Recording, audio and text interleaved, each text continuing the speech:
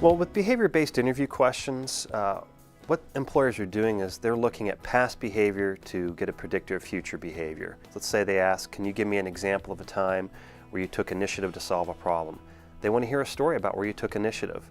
And you need to organize that using the STAR technique, where you can talk about situation, task, action, and result. What I see a lot of students tend to do is they'll tell us a great story and forget the results. That's like watching a great movie and not seeing the ending of it.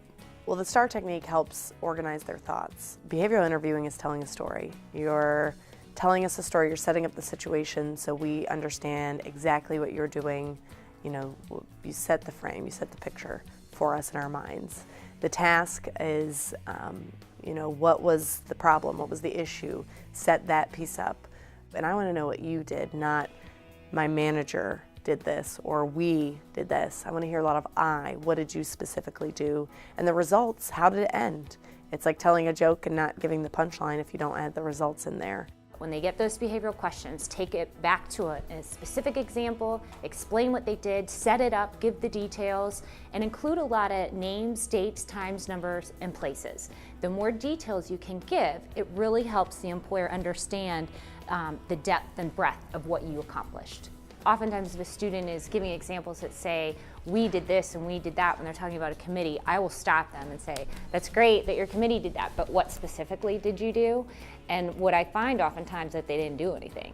You really want to kind of go through your resume, go through even go through the last couple of months of emails that you've had from student organizations, from your work, from different classes, and really get into the detailed, 1 or 2 or 3 detailed stories that you can tell, that you can actually know exactly what happened, exactly what the concept was, who was in the meeting, what the real problems were, what the detailed actions were, and not only what you did, but some of the options that you considered or that group considered before making the final decision, and then details in terms of what the result was. Well, David, can you tell me about a time where you set a goal and you thought you did everything possible to achieve that goal but still fell short? Sure. Actually, I had a similar experience to that during my internship during the summer of 2010 with UBS Investment Bank.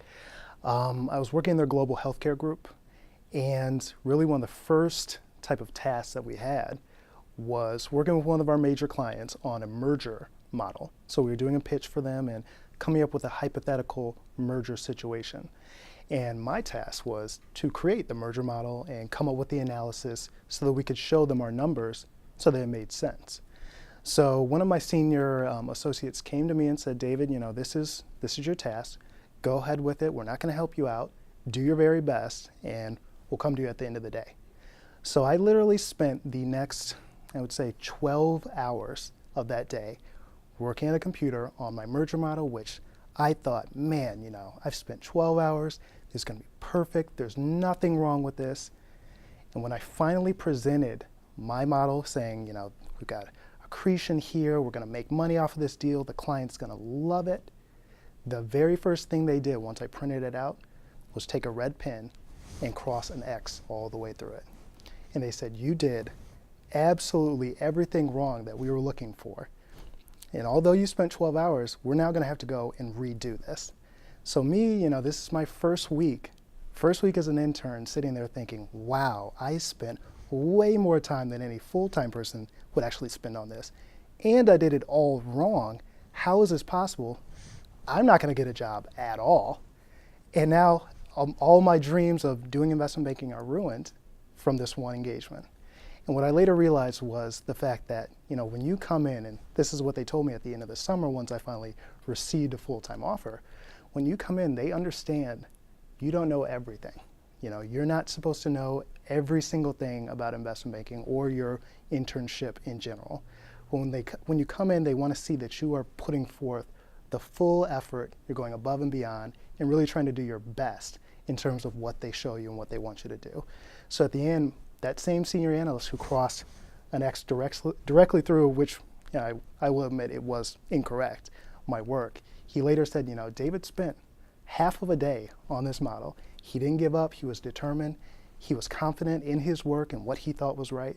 Even though it ended up being wrong, that same determination was what helped him to really be a perfect candidate for what we're looking for as a full-time analyst. So although I failed, and I definitely did fail, I did my best and I learned from that experience and ultimately got a return offer from UBS.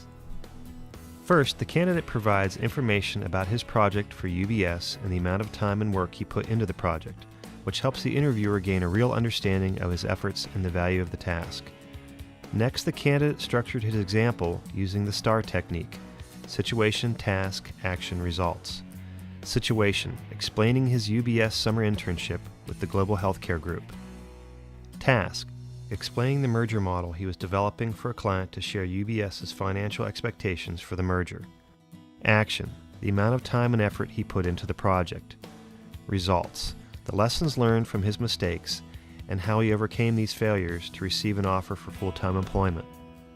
Third, the interview candidate's story was focused on a specific project and experience rather than a story about how he generally overcomes failure.